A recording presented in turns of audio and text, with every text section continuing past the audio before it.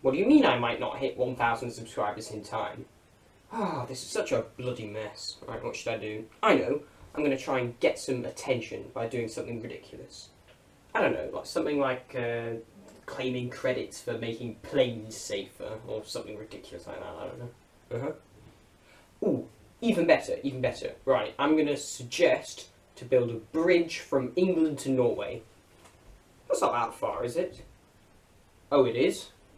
Sorry, I have no geographical awareness whatsoever. Well, I don't really know any other countries, to be honest. I don't know, France?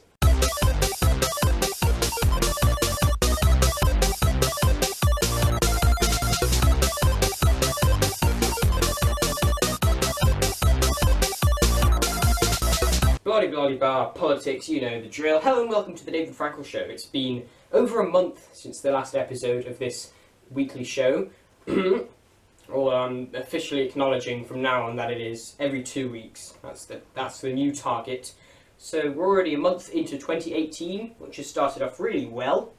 So 2 days into 2018 and we were blessed with a gem of a Donald Trump tweet. Nothing too controversial this time, just him claiming credit for no deaths in the entire US airline industry for a whole year.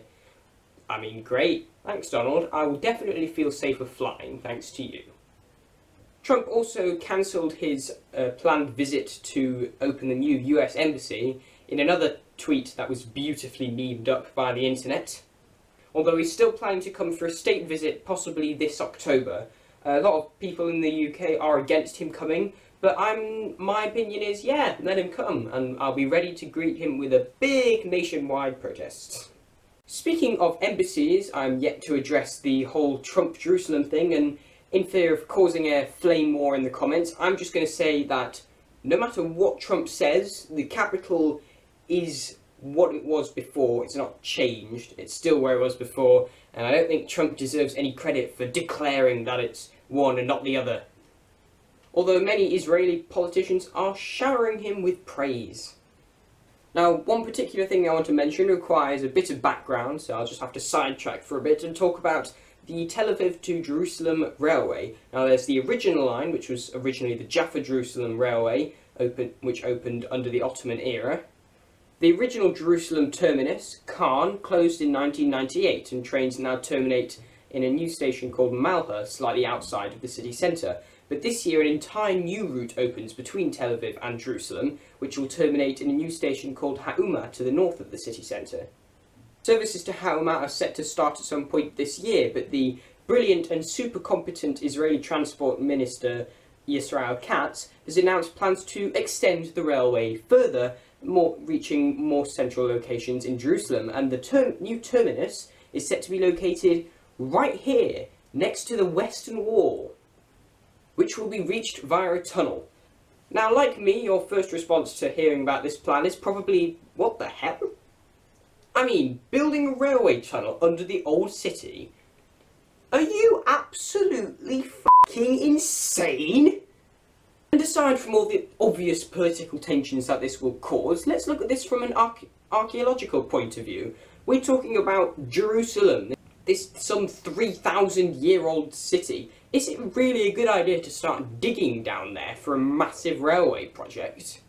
And also think of the astronomical cost of this extension. Money like that could be put to use much better, such as improving the rail connections to parts of Israel where there aren't enough railways, you know, like the entire country.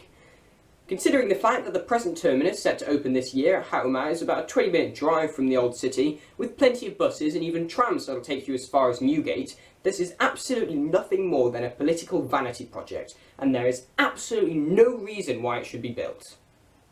Now, at this point this may come as a surprise to you, but this story gets worse. The aforementioned brilliant and super competent Yisrael Katz would like to name the new Western Wall terminus after President Donald Trump. Fuck this, I'm done. Right, anyway, moving on, something else politically controversial that I probably should have talked about last episode. Oh yeah, the FCC voting to repeal net neutrality on the 14th of December 2017.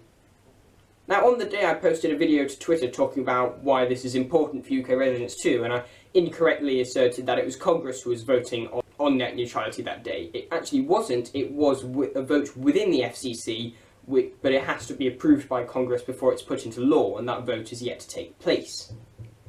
But my main point in that video was how this affects other countries because of precedent. Now, the current laws that are set to be repealed were only introduced as recently as 2015 under Obama, after a lot of heated political discussions, and it was around this time where many other countries, and also the European Union, introduced similar laws.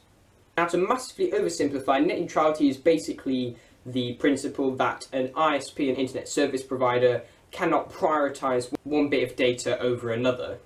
So, for example, a company like YouTube or Netflix wouldn't be able to say to Sky or BT, if you make my website load faster than some other guys, I'll pay you.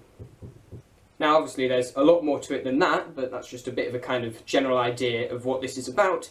I'm not going to explain it all, but if you want to find out more, I would recommend a pair of videos, one by CGP Grey and one by College Humor. Oh, and there's also the John Oliver thing as well, so you can find all those in the link in the description, and they will explain more. Now, to those of you predominantly older people who are probably thinking, ugh, the internet and fancy things, why is this massive? This isn't a serious political issue. Well, the internet has become a lot more nowadays than just a place for cat videos. It is becoming, if it is not already, then it will become an essential public utility, and I think legislation has to be updated to reflect that. And the people who want to go backwards on this issue have a vested interest in getting paid for it. Also, the downplaying of net neutrality as a serious political issue works to the advantage of those trying to repeal it, which probably explains why the FCC chairman Ajit Pai, who originally proposed this vote, made this incredibly stupid video in the lead up to the vote, to try and reassure people that it was all okay.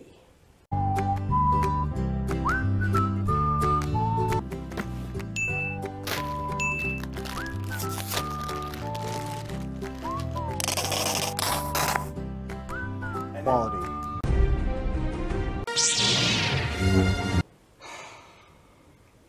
Then Boris Johnson made the headlines recently with his surprise plan to build a bridge from England to France, which he casually mentioned in a meeting with Macron. Soon after, Downing Street released a statement saying that they had no specific plans to build such a bridge, or to translate, "You're on your own here, mate, I have no idea what the hell you're on about." Now, personally, I'm quite for this type of land-linking infrastructure, but to Boris Johnson and anybody else who might have forgotten, we already have a link with France. It's called the Channel Tunnel. Now, in terms of rail capacity, the tunnel is actually quite adequate, but the problems with capacity are with the road capacity that is provided by the shuttle, which takes cars across the channel. Thereby, adding a new bridge, which would presumably have no rail deck because it's already a railway line, would only increase road capacity, which I don't think is in the best interests of, helping the environment and all that. And also, there are far more useful potential infrastructure projects that we could and should build that would be much more useful than a link we already have. Days after Johnson's proposal, Professor Alan Dunlop, a top architect, suggested that a bridge between mainland Britain and Ireland could be built for about 20% of the cost, allowing direct rail services between London and Dublin and Belfast, which I think would be far more useful. But in general, yes, Europe does need more land bridges, and I suspect the next one that will be built will be the Puttgarden Bridge between Germany and Denmark. What else happened? Nothing much, just somebody suggested that our passports can be blue again, even though it doesn't really matter, it's not an important issue, and we've had the ability to turn them blue this whole time anyway.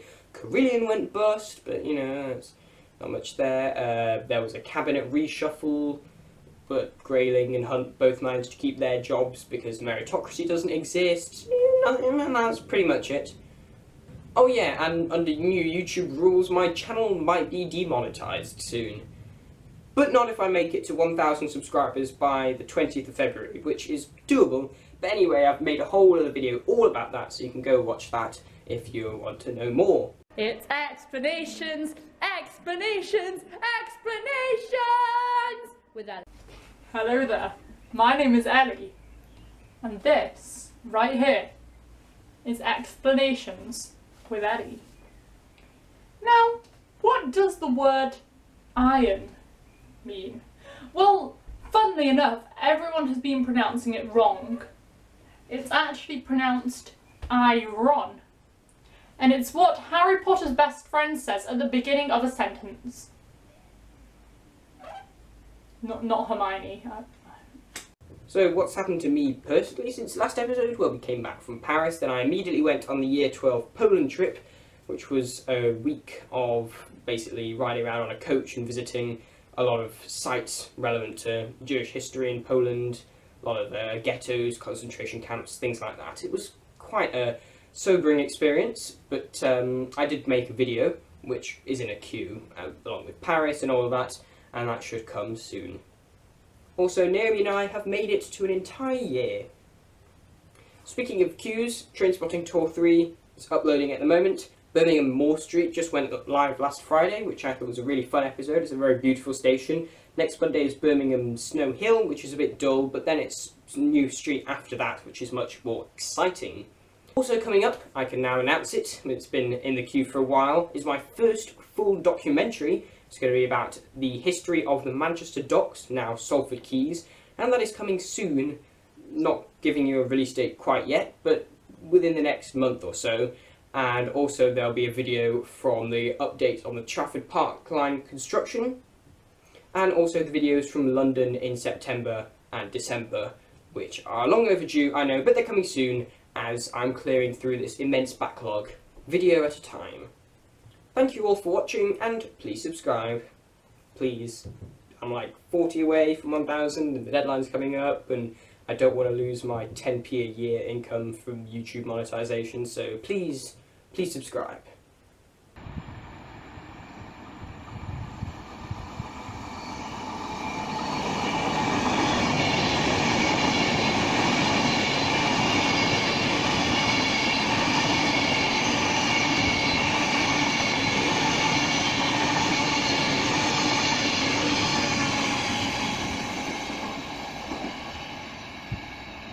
Mr. President, the UK Prime Minister has condemned your retweets. What are you going to do now?